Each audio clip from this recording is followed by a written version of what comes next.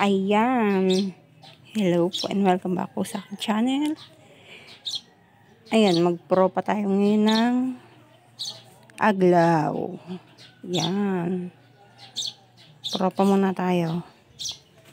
Ayan.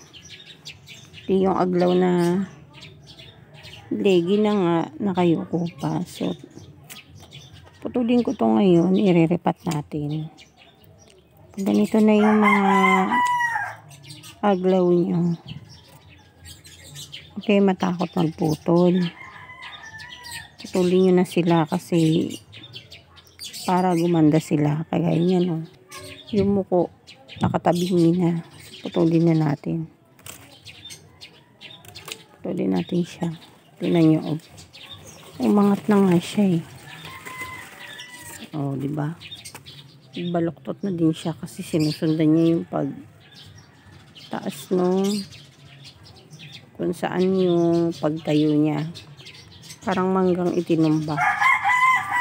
Ito, putulin na natin yan. Pag pangit na, kung matakot magputol, putulin nyo na kasi para gumanda siya. Ayan. O, diba? Para yan, tutubo siya. Maganda na ulit yung tubo. Tapos ito, pag tinanim nyo itong mga to, tutubo siya. Gaganda din siya. Kasi iba natatakot magputol, eh, diba? Kasi nalulusaw daw, na ano daw. Tingnan nyo to.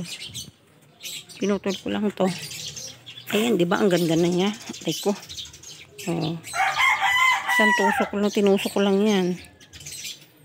Pinutol ko, tinusok ko. Tapos ito, mayroon akong pinadala sa Cagayan na aglaw. Sobrang lago.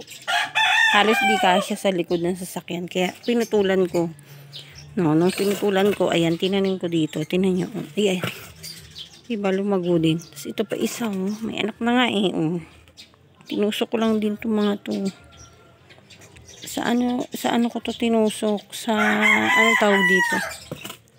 Purong loam soil. Yan. So, itatanim din natin yan sa purong loam soil din. Para mabuhay.